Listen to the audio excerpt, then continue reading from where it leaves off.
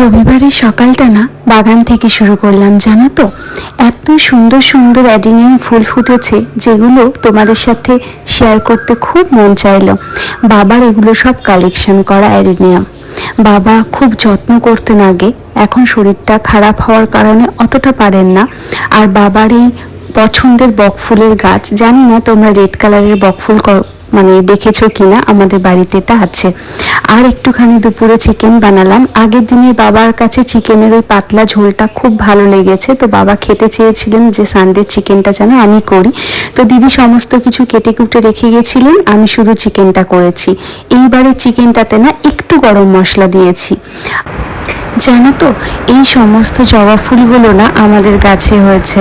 আমাদের গাছে না আগে আরও সুন্দর সুন্দর জবা ফুল ছিল যখন বাবার শরীর ঠিক ছিলেন।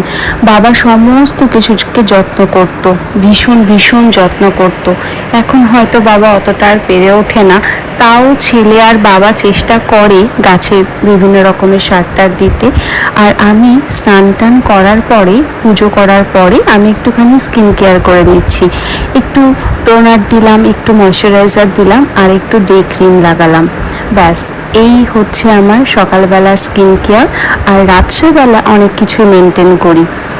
এই কথা বলতে বলতে দেখো চিকেনের ঝোলটা নামিয়েও ফেলেছি, খুব টেস্টি।